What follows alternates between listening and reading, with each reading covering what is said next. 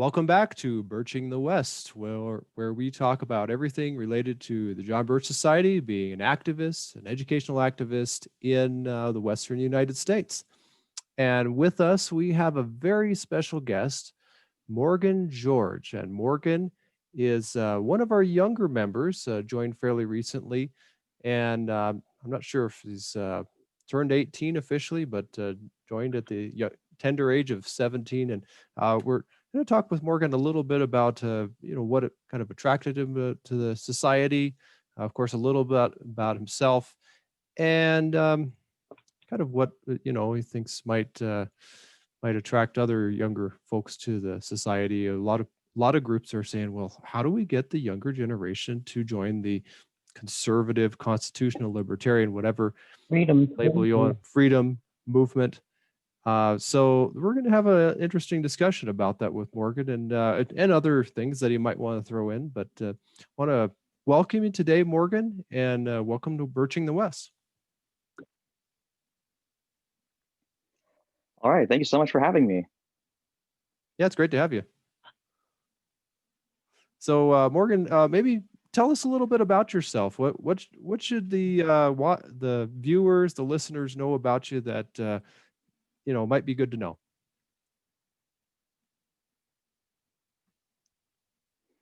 Well, like you said, I'm 17. I think that would be pretty important given the context of this interview. Trying to think. I'm not sure. I really like learning. I really like reading. I really like our country. I think it's amazing, and I'm really grateful to be able to join an organization like the John Birch Society that gives me a much greater ability to learn and understand principles of freedom and Americanism, and what makes America great and what really makes the Constitution worth defending. Yeah, well, that's certainly good. We certainly want all kinds of folks to know about the John Birch Society and how they can get involved and things. I guess probably curious, maybe others are. How did you stumble onto the John Birch Society? Was it something that a friend told you about, or what happened there? Well, it started when I watched this speech from Ezra Taft Benson from the 50s about the fate of America and the dangerous road that it was headed on, even at that time. And he mentioned the John Birch Society and what they were doing to try and help get America back on track to the way it's supposed to be. And from the way that he described it, I thought it was perhaps just a regional movement in California that might have been pretty good in the 50s. But then my mother's half sister, who I met, asked me if I knew anything about it, and I told her I didn't. And so that night that she asked me, I decided that I wanted to actually learn more about it. And so I got on the John Birch Society's website, and so I looked at the main points on their agenda, the things that they stood for, their goals, and it aligned with everything that was dear to me politically. And so after looking at that, I decided this is something I want to be a part of. This is something that I believe that I can use my knowledge, my talents, my abilities for something good and for something that will actually make a difference. And so because of that, basically because of where I already was and the things that I already understood, when I went on the John Birch Society's website and looked at all of the points and the things that they stood for and their goals and their mission, it already aligned with everything that I already understood. And so that made it a very fast transition. So that same night, I purchased a membership, and then I got in touch with you, I think the next day or the next couple days after that. And so now here I am as a full-fledged activist with the John Birch Society. Oh, there we go. Yeah. So, well, I noticed something you mentioned, that you said where you already were, the things that you were already thinking. What would you say kind of got you to that point? Because we've met each other. We know that your family is, homeschooling and things like that. Maybe that played into it. I don't know. But a lot of people think of the younger generation and think, oh, they're all just these liberal folks that they're just so indoctrinated. They think socialism is great and Bernie Sanders is the bomb. And uh, what what is it that why were you different, or what made it so that you were prepared once you stumbled onto the John Birch Society to say, hey, this is something that I think I could be a part of?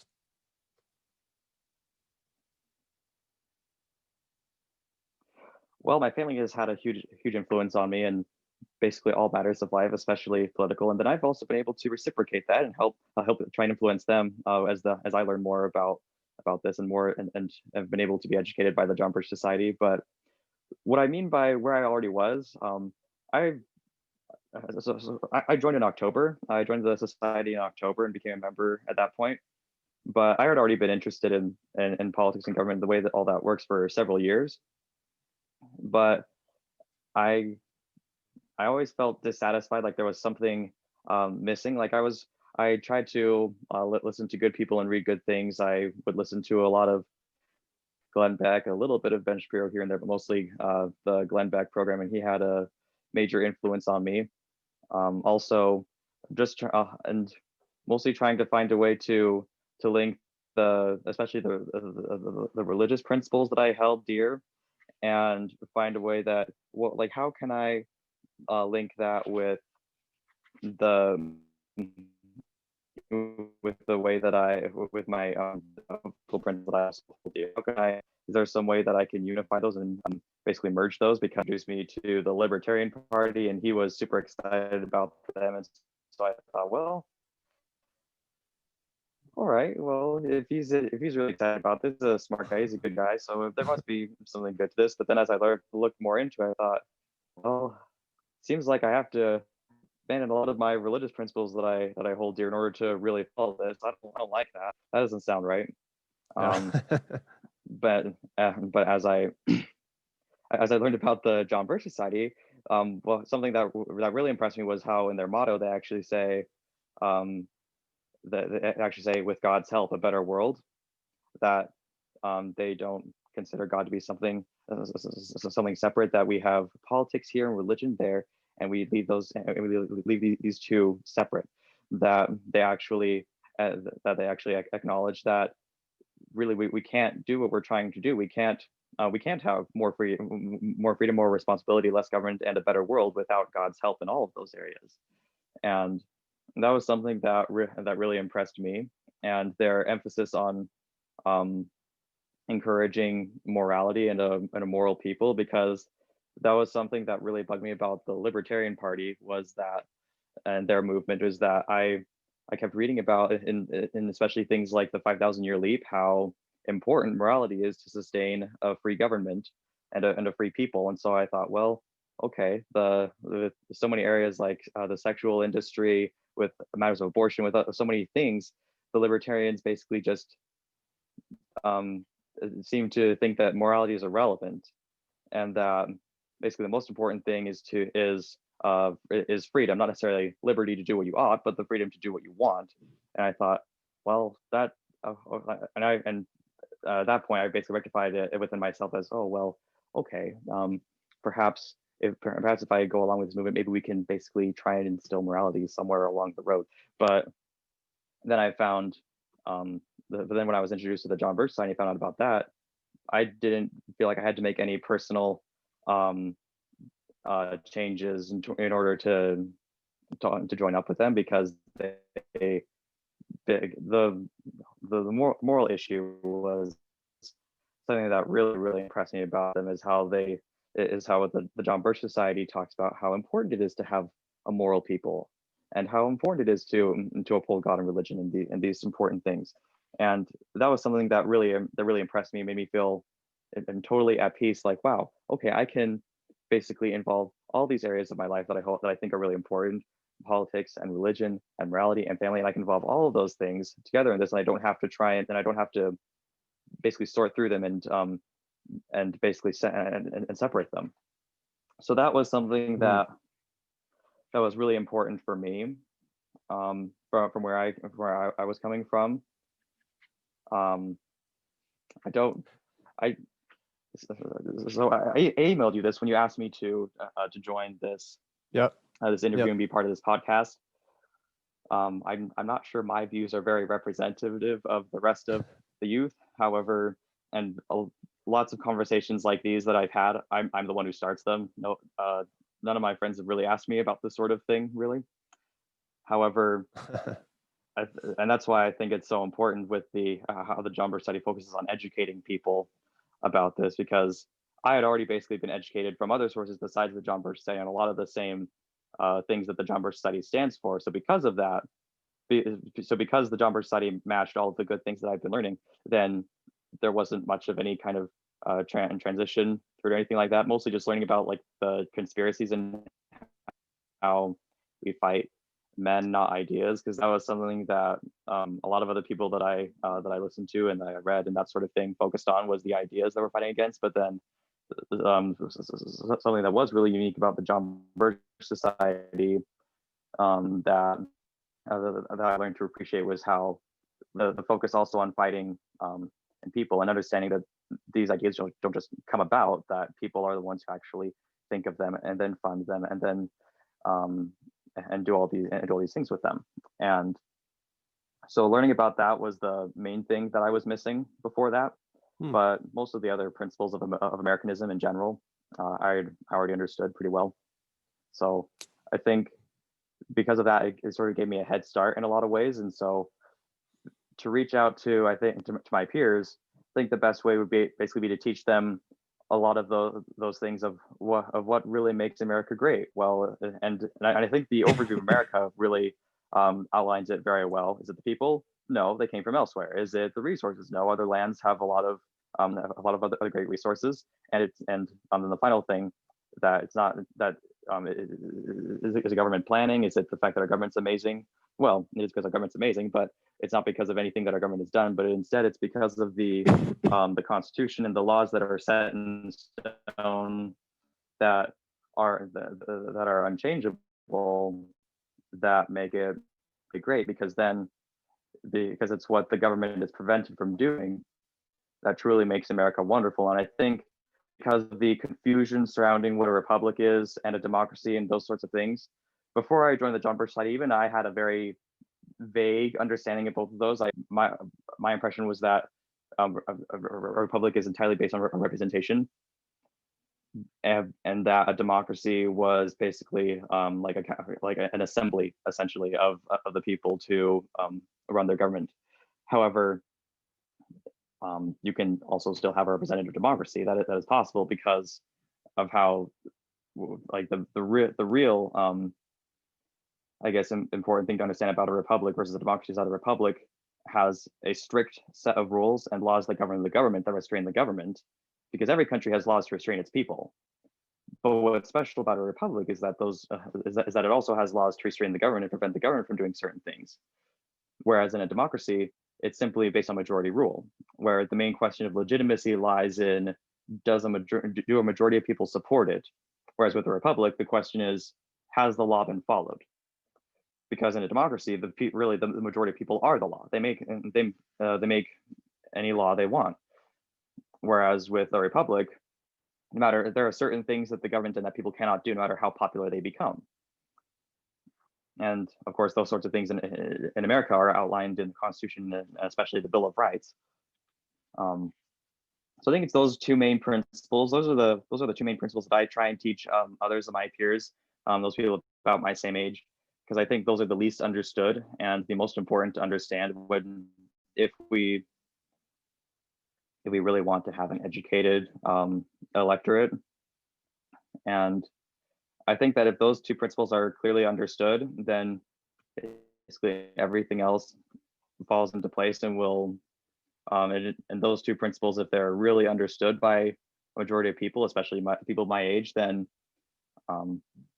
you probably wouldn't have as many people super supportive of like democratic socialism or Bernie Sanders or all that nonsense. And I think we would have a lot more young Birchers as well. Yeah, it's good to kind of get your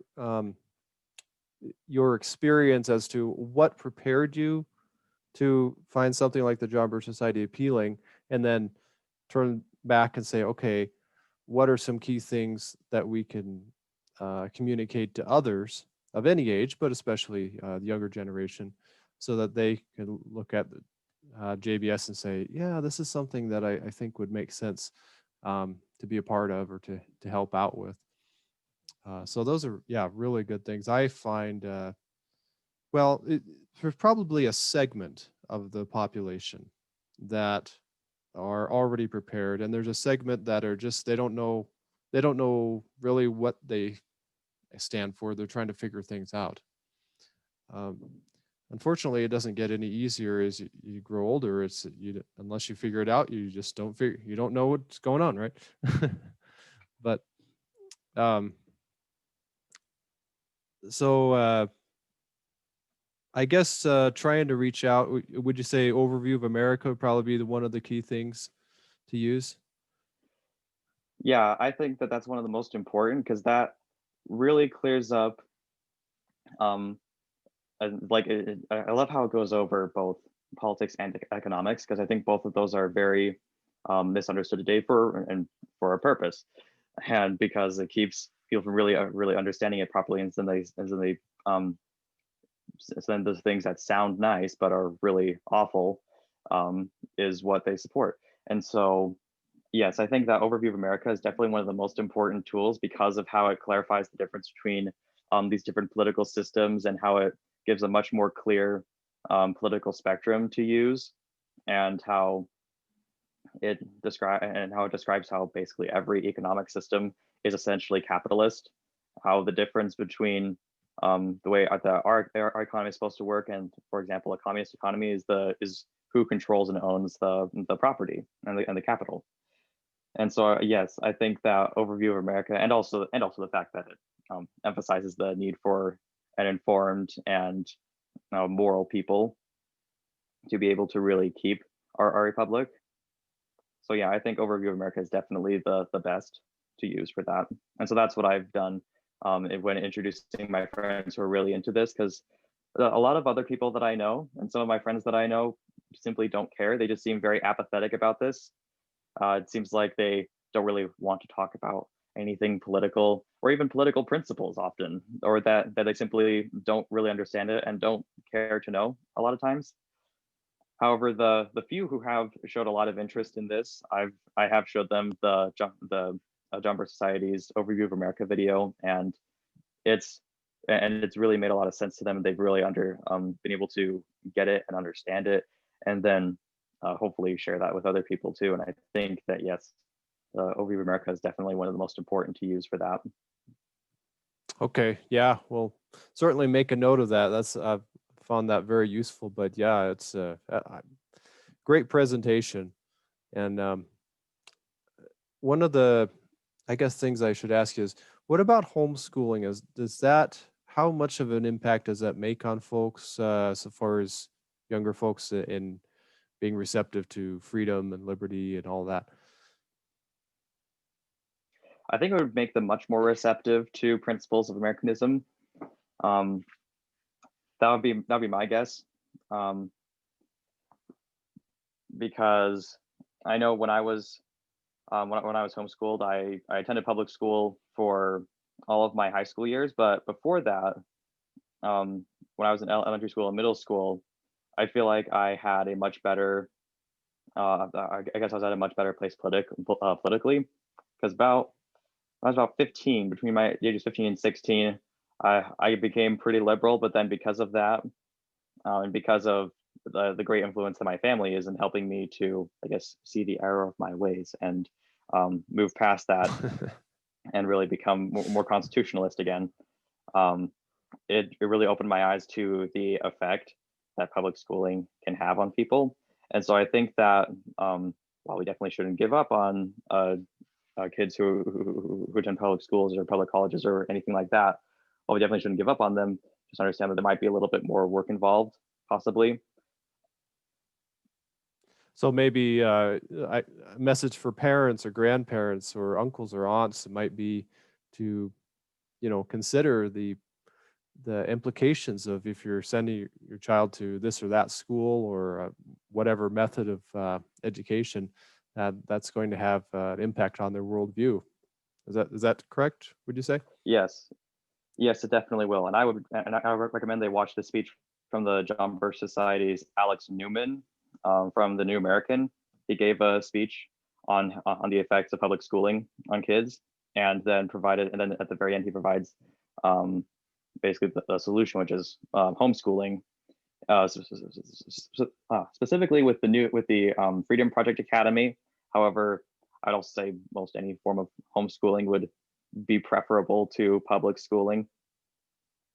And yeah, having just graduated, it's a lot better. One thing that the John Birch Society made a lot harder for me was my government class because Why is it was that? a lot harder. Yes, yeah, because then I guess the misinformation being fed by the teacher became a lot more blatant and a lot more clear. Oh, And yes. the only thing that I regret um, is not standing up and speaking out more against it. I did once, and just basically tried to plant seeds of doubt in the students' minds about what the teacher was talking about.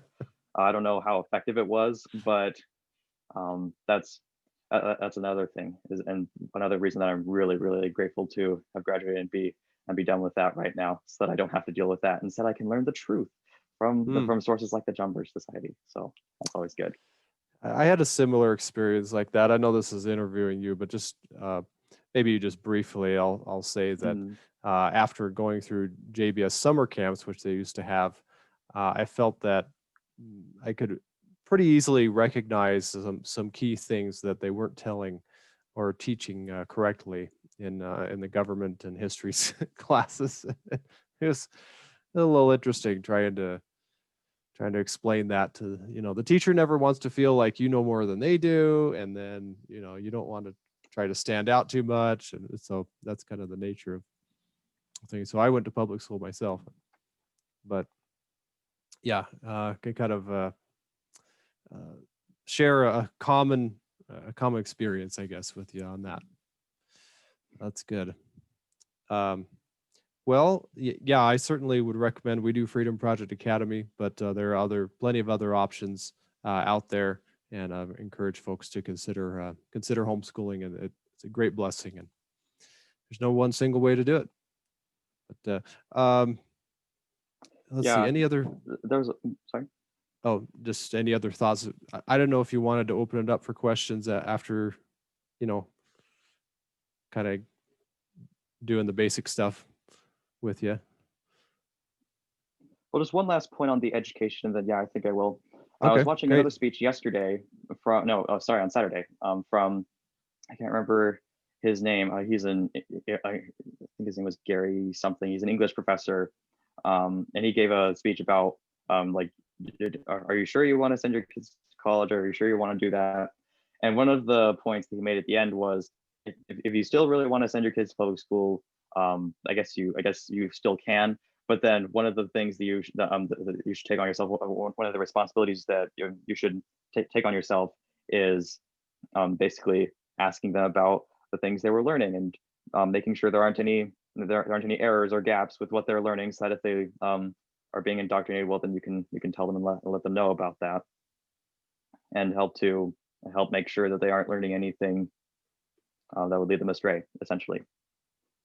Yeah, it's an extra responsibility, and sometimes it's difficult to know what they are learning. That's the kind of the challenge, to keep up with it as Hmm. a parent. So we found it so much easier with Freedom Project Academy or something like that, because you're right there. You're helping them along, and you can be in on the classes. But I have to give credit to my parents. They helped out quite a bit in steering me, um, filling in the holes, so to speak, which was a blessing. But uh, that's kind of few and far between, it seems like. The parents like that.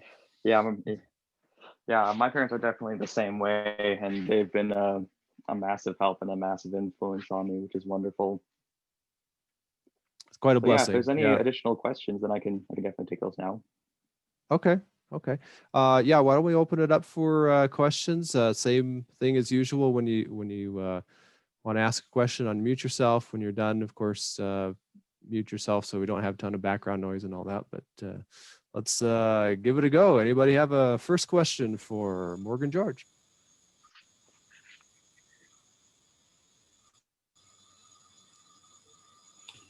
Yeah, I'd like to know. uh, we've had problems getting younger people into the Birch Society down here in Cedar City. I don't know where you're from, but here in Cedar City, Smithfield. you're from where? Smithfield, which is next to Logan, up in northern Utah. Oh, okay.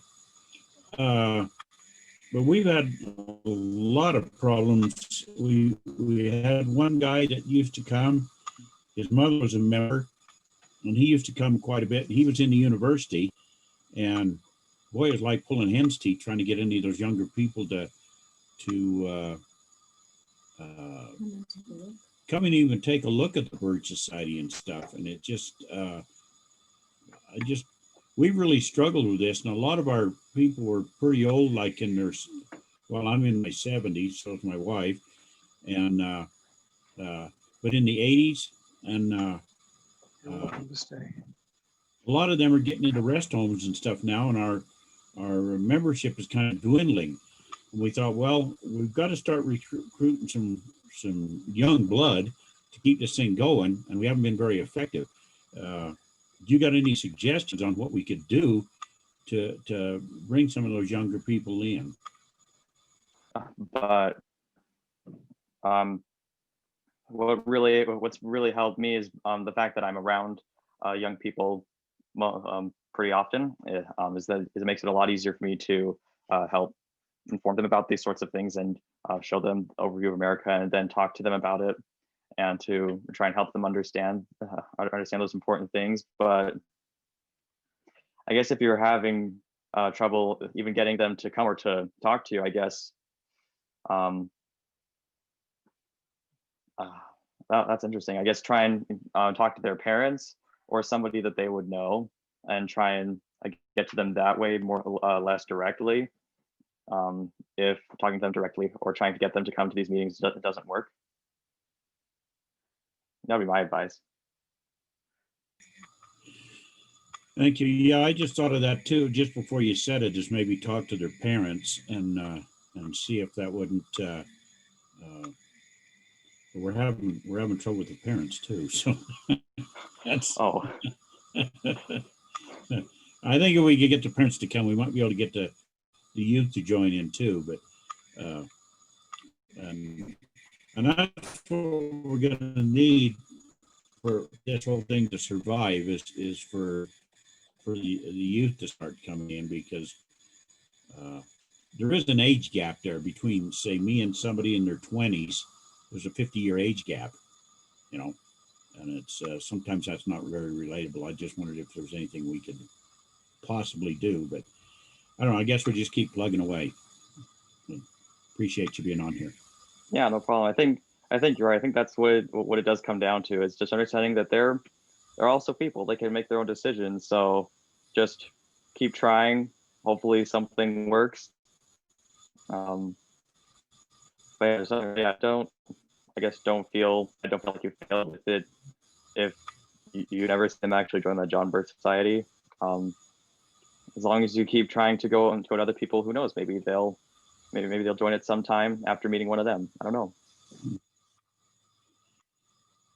I guess, I don't know. I'd like to see them join, but even if they just show up, even if they didn't join it, it'd make us even feel a little better. I was telling Eldon here when he got put in as the area coordinator, that our last county coordinator down here been the county coordinator for years. He's never joined the John Birch Society. So, but he was very active, and still is. He still makes phone calls and everything for us. So, trying to get people to attend the meetings and stuff. His health doesn't allow him to do it anymore, but that's what we're trying to do, is trying to build this up and keep it, get it going, get it really off the ground and going. And I think the people would if they understood more about it. It's just breaking through and getting them to understand that, I think, is our problem right now. All right. We have a question from the chat here. So how do you think it's kind of similar maybe to what we've talked about. How do you think youth can get interested and involved in JBS, especially youth from public schools? And what is it that can get youth interest or attention for JBS?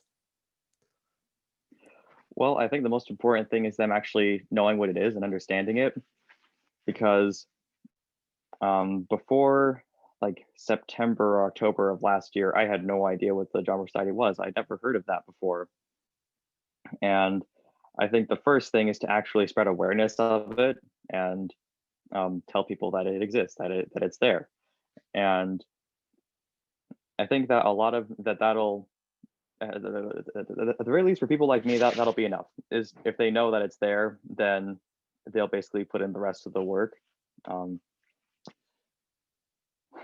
I'm trying to think what, because with those who simply don't really care about politics, I think, or government, or feel very interested in it, I think that if you basically try and approach it from an unconventional way, so instead of um, I guess instead of focusing on what just happened in the news, or what some candidate or some politician said, and getting excited about those things, if we instead focus on teaching political principle and why the Constitution is worth defending, why America is important, and why we should actually be involved in those things. I think if we talk about those sorts of things, and invite people to come and see what it's like, to come and see what the meetings are like and what we actually do and what we stand for. But obviously that comes second to actually spreading awareness of it, which I think is the number one biggest thing. Yeah, that's something that I remember when we had John F. McManus on, he was saying that that's key. If we can build awareness, build, I guess, visibility, I think he called it. So we talked about, the Mhm. putting up a billboard, doing signs. I think just the other day I talked with somebody about doing a sine wave, or honkin' wave, just having those yard signs even, and just building awareness that people can say, "Well, John Birch Society, what's that? What? How come I never heard about this?" They can look it up and go on the website and find out. And there's a segment of the population that would say, "Yeah, I think that's something I could really get into." So just right there, right? Mhm. Yeah, and that's why spreading awareness of it already eliminates at least some of the work involved in recruiting, because if people know what it is, then at the very least, if they're like me, then they'll do the rest of the work involved to actually join and be a part of it. And then I guess others who hear about it, who seem interested, but then actually requires some nudging along to try and encourage them to be a part of that. Well, at the very least, they know actually what it is. And so, yeah, and I actually watched that episode with John F. McManus later on as a podcast, and yeah, I thought that he made some really good points, especially about the like I was just saying about the importance of spreading awareness, because I really think that's the first step to recruiting, is that they know actually what they're being recruited into. Yeah, yeah, that's right. That's right. Um, okay. Anybody else have question? I've got another one here from the chat, but anyone else want to ask a live question?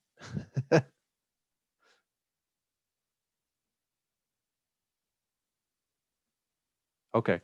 Let's see. This one says, do you think there are some certain topics that JBS is talking about that can get the interest? You just said that basically talking to them about the Constitution. Is there anything else that actually might make them think in this direction? I made them so the question is, what might make them be more interested in the Constitution, or might make them think in the direction of the Constitution? Is that what it is? Am I understanding it properly?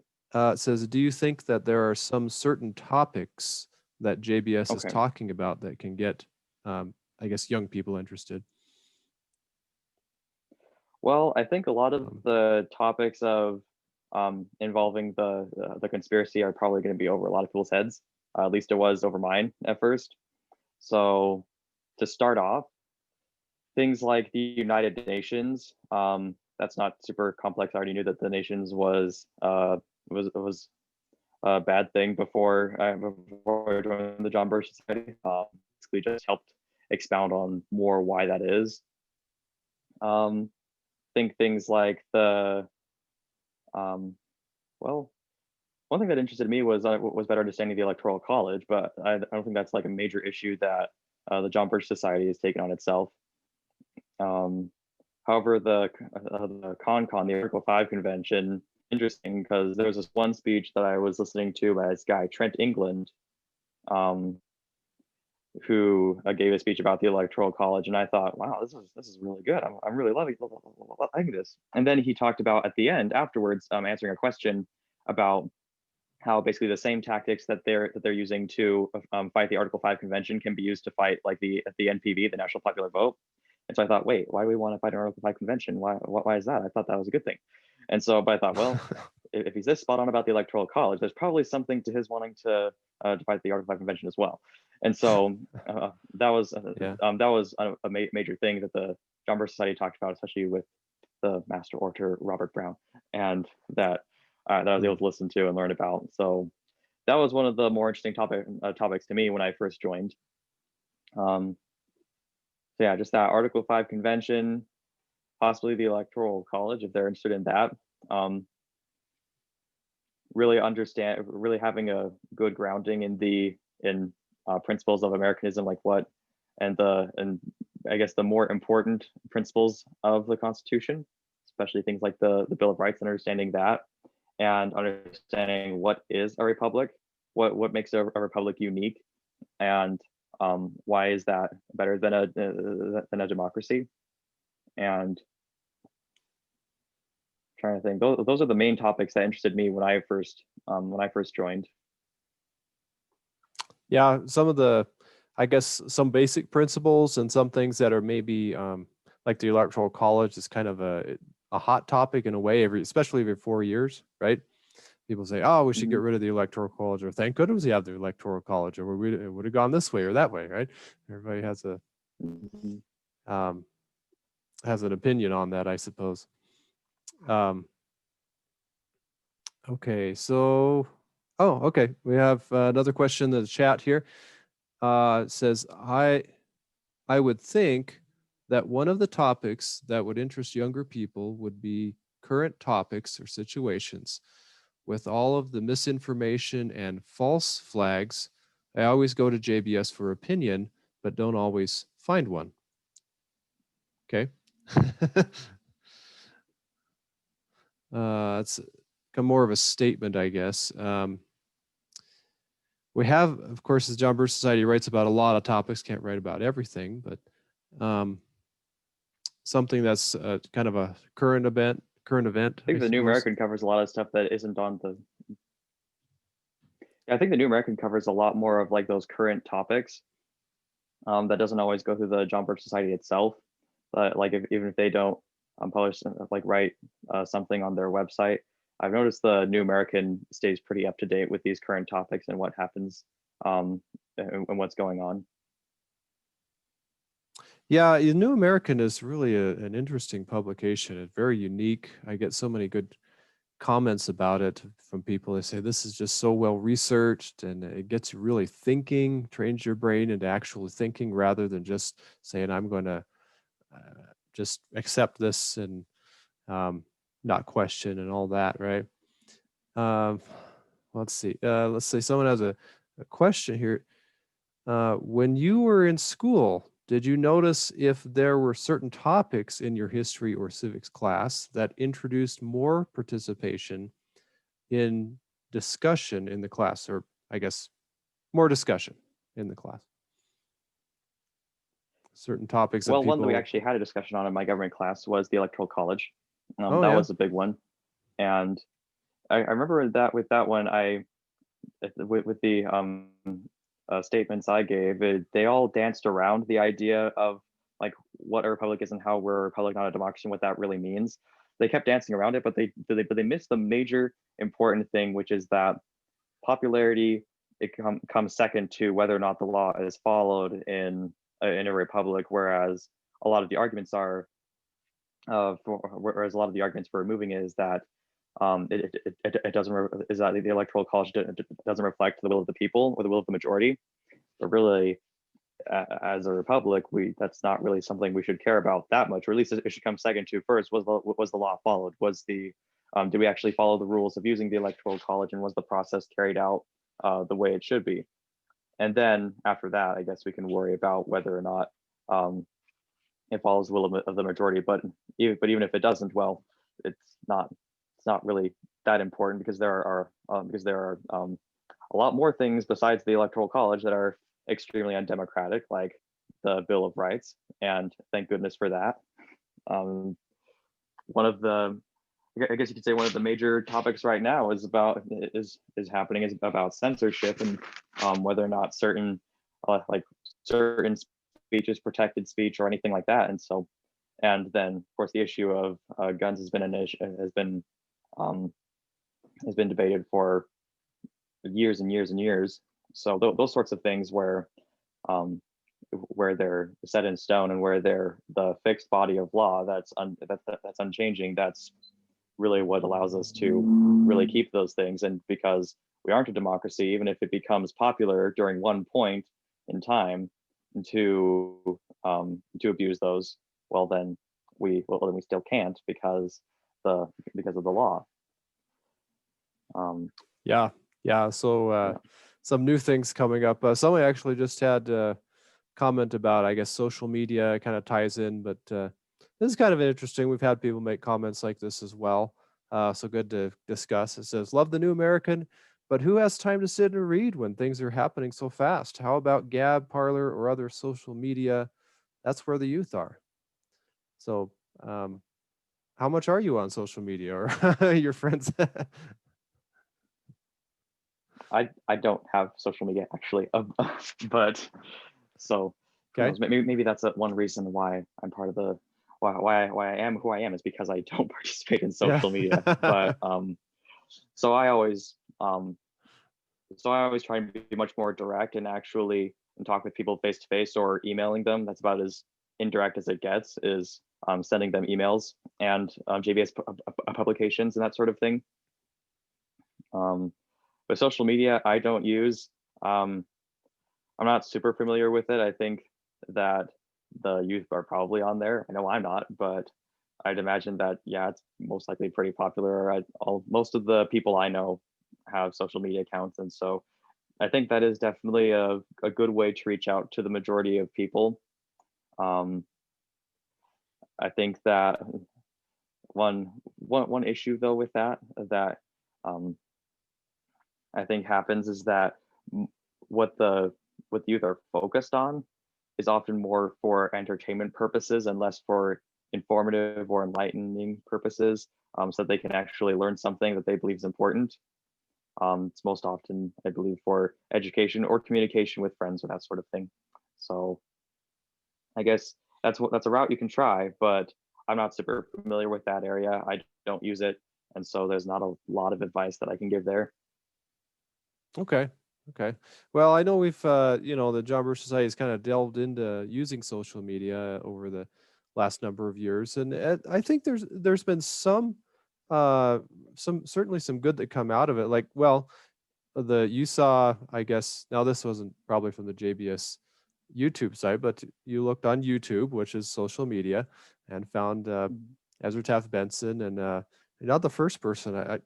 I keep telling people that Ezra Taft Benson, he's still recruiting people from the grave, and so I'm glad he's not voting for the grave, or he might not vote the right way. But no.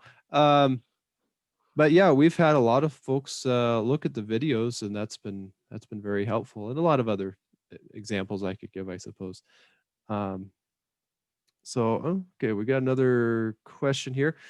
Well, a lot of people interested in talking with you. That's good, huh? While in school, did you feel if teachers tried to stay neutral on political questions, or if they're Definitely not. Definitely teaching, not, they no. lean left or right? No? I think the guy, the teacher that I had teaching government with, most of the areas I could never really detect any sort of political leaning most of the time, with the exception of my English teachers. It was always pretty easy to tell their political views. But with my government teacher, at least, Well, yeah, and just so you're aware, the English teachers all leaned to the left, so I don't think that comes as a big shock. But the government teacher, I think, actually leaned more right, but more in like a neoconservative sort of way. Um, Mm-hmm. like he was all for an Article 5 convention. He totally misunderstood the like the supremacy clause in Article 6. I think it's clause 2, Mm-hmm. and um, and so I guess he would basically try and nudge us in that direction, sort of. But yeah, but what the supremacy clause was the main thing that he totally screwed up on, and so but pretended that it was totally right. And Yeah. like for example, he was talking about this Supreme Court case Overgrell versus Hodges from 2015, Right. and how it overturned all these state constitutions that specifically define marriages between a man and a woman. And I'm Uh-huh. thinking, but then acted like it's totally legitimate too. And I'm thinking, wait a minute, you do realize that the Supreme Court doesn't have any legislative power according to the very first words of the Constitution, right? Yeah. And also that supremacy clause, which it's interesting. We never actually read the Constitution in that class. He gave us notes that I guess summarized it, sort of a thing. Except his summaries were also incorrect some of the time, like with the supremacy clause basically saying that everything that comes out of the federal government is supreme. Well, no. Right. Right. And then I made this amazing discovery in the Federalist Papers, in Federalist Paper number 33 from Alexander Hamilton, where he specifically destroys that and says, no, basically the laws from since the federal government is I guess the larger society as compared to the states, um, the laws that it passes have to be supreme so they can actually have any authority over the smaller societies. But that's according to the rules and the powers that has specifically been given. And it will not, and he says it will not follow from what he just said, that if it enacts laws that are not in pursuance of the Constitution, that these will be supreme also. Instead, these will be usurpations of power, and they'll deserve to be treated as such. And so Right. I was Right. thinking, aha. So now I can prove that I'm not crazy. The John Birch Society isn't crazy, because now I have Alexander Hamilton backing me up on that. Yeah, that's great. Yeah, it's amazing how so many people have been taught in that way of thinking, and just like anything, we assume it's correct until somebody puts forward a counter argument or some evidence, something that says that's not exactly right. So yeah.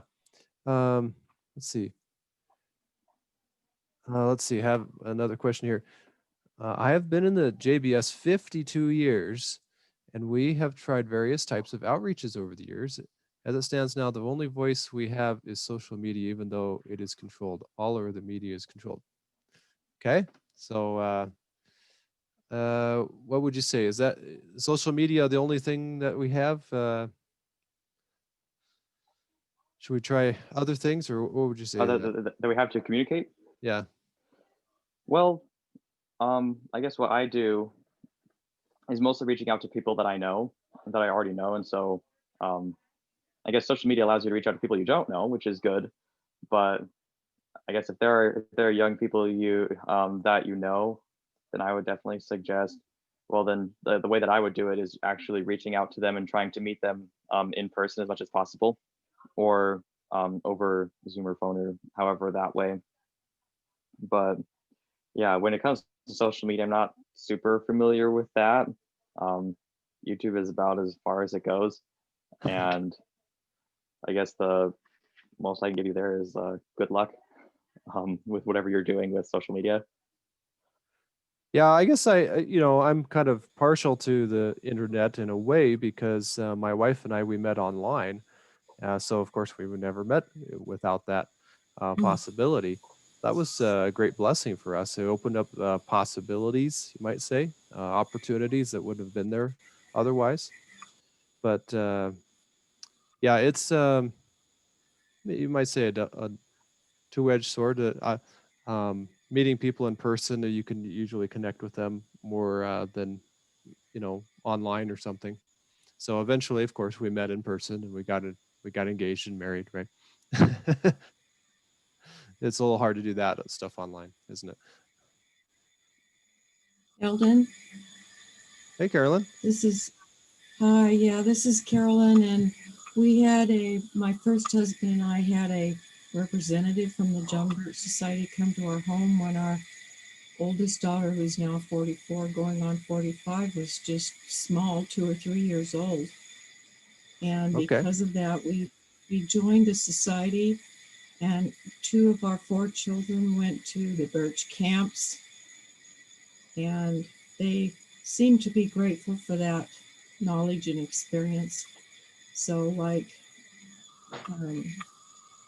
Ken and our co-host said, I think we need to get to the parents.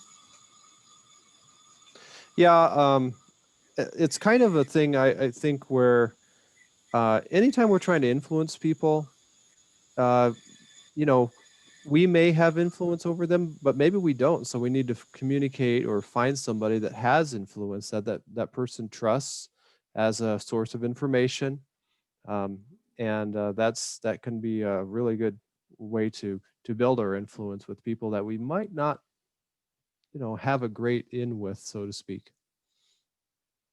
Yeah, I think that's always good when you're reaching out to the youth to also reach out to their parents. Something that I always tell my friends whenever I'm talking to them about this sort of thing or giving them the JBS publications is I say, tell your parents about this, talk to your parents about this, show this to them so that hopefully they can get involved in it as a family altogether. Yeah, it kind of reminds me of, we were on a, sorry to do another story here, but we were on a family trip, and kids wanted to watch TV, so they put it on Nickelodeon. And what was on Nickelodeon? It was all these ads for Black Lives Matter, right? For kids, Black Lives Matter, all these things talking about that. Of course, Black lives do matter, but when you dig down into it, you figure out that organization is about something a little bit more. And of course, it would say, well, then there was another commercial that said, kids pick the president. So this was before the election, obviously. So from those various things, what's going to happen there, where kids are going to talk with their parents and try to convince them that they're, they've got some old way of thinking or whatever, or they need to change their way of thinking. Where the same principle, though, can be used with talk with your parents about, show them overview of America or whatever it might be, I suppose, right? Yeah. I think a lot of the tactics that the left uses, and that I guess the insiders and the conspirators use, are very effective. Like their focus on education, well, that's basically the same focus that the John Birch Society uses in order to accomplish its mission, is educating people, and that's the same thing that the left has done. What the difference is, and like I think it was Arthur Thompson said that, is that our way is much more effective because like I think he said, like, for every $100 spent on propaganda and lies and misinformation, it takes $1 to correct with the truth, and sometimes the ratio is even greater. And Yeah. so I think that, like, yeah, I think that what your kids were seeing is actually very effective. And so basically that's just the sort of thing that we need to be doing instead. Yeah, I laugh every time somebody says, well, education doesn't work. Well, okay, if education didn't work, we wouldn't have all these people coming out of the public schools and saying, Bernie Sanders is this great guy, or out of the colleges and saying, well, Marxism is the answer, and Lenin was such a wise man, anything like that. Of course, where did they get those ideas? From their education and their educators. So very effective. And that's what we do. So, okay. Yeah, that was me on my soapbox, I guess. Anybody else want to do a question? We got Will that just joined us. Do you have a question, Will?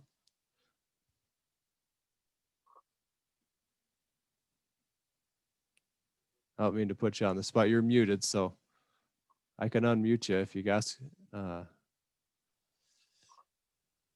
you got a question. Oh, maybe not. Okay. Well, um, It looks like he's we've got, talking. I can't. We yeah, I can't hear you, just Will. can't hear you, Will. Huh. Let me see if you can put your headphones on and see if we can get the mic on you there and get a question. It's really good. I was, it sounds like we've got a lot of interest in people asking questions. There And, we go. I think oh, there I'm we on go. I can now. hear Will. Yep, there you You have go. a burning question, Will?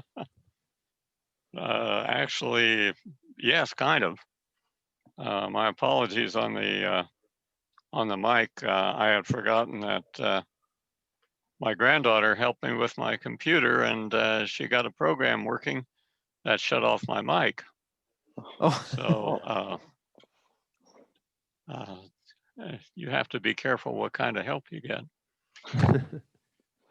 So communicating with young people 20 to 30, I think is a good attribute to learn, and I'm open for anything that might be helpful on those lines. well, we were visiting Okay. the other day, Will. Well, I'm sorry, I probably should not interrupt, but you're okay.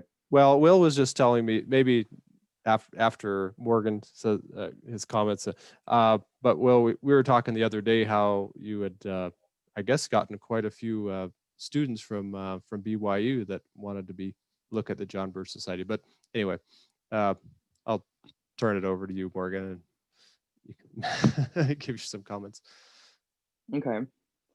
Well, I don't know if you came in at this part. Perhaps you missed this part, but near the beginning, I talked about how I think some of the most important things that we can talk about is the main difference between a republic and a democracy and why the Constitution is worth defending, what's really special about America, and that the overview of America does a very good job of succinctly and accurately presenting that information. And so that's definitely something you can try, is showing them that and talking with them about that. That was one of the things that really helped me, I guess, to catch up with understanding the things that were really important as an activist with the John Birch Society.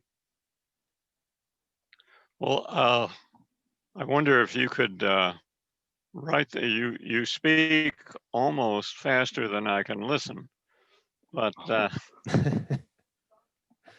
if you could put those bullet points that you just mentioned down and send them to me, that would be very helpful in a website that I'm working on. Okay. Would you like me to do that in the chat real quick? No, email perhaps. Okay, email. All right. If you can send me your email, or if Eldon has it, and then he can send me your email, then that should work, and I can do that. Well, I can give it to you now. I don't know yours. Okay. I guess I could put that down in my email real quick. So, okay. So what is it? BC Bravo Charlie 2 BC2 USMC, that's United States Marine Corps, at gmail.com.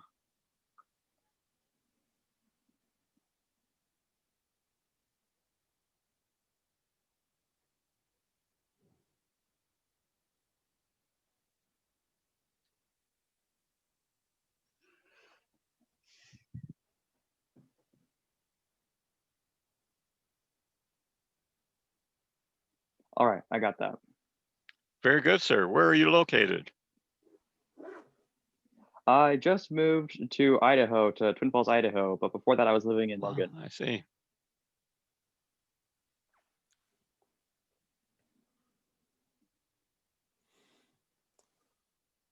All right. Anybody else have more burning questions? Thank you, Will. Yeah, thanks, Will. I'll make sure to get that email to you pretty soon, probably today, just soon after this finishes up. And then, yeah, you can can use that for whatever you need. Thank you. Then I'll have your email and I can pick your Mhm. brain anytime I wish. Yeah, that's true. It's so good that we, these types of communications, it's like we're in the same room together. So that's a really neat thing. We can get to know each other for even though we're, miles and miles apart, right? Scattered about. And people will, hopefully, I Mhm. know people watch these when I put them on YouTube and on the podcast on Podbean or not, well, not Podbean, it's Anchor and then Spotify and all that. So thank you so much. I don't know if you have any closing remarks or anything, words of wisdom for us, Morgan, but thank you so much for being on today. It was really a pleasure to get to know you a little better, get your insight on how to reach out to younger people. And I think, I enjoyed it. I think other people did too. So it's really great. Yeah, I'm really glad I was able to help. I think in the way of closing remarks, just a summary of what I already stated, that the most important thing would be spreading awareness of the John Birch Society, helping people to know that we exist, that we're here, and then helping to, I guess, mentally prepare them for the John Birch Society by teaching them the important principles of Americanism and the difference between a republic and a democracy, and why we want a republic and not a democracy, and why that's important. And so I think that if we can do those two main things, then that'll really help to reach out to anybody, especially young adults. That was a great wrap up. I always like somebody to have a summary with those bullet points. So hopefully we can get those things to stick in folks' minds as they listen to this. I always like to, I end this as saying, somebody says, thank you, Morgan. Like to end it by always saying, if you haven't looked at the video, I have a video on my YouTube with the art of the proposed billboards.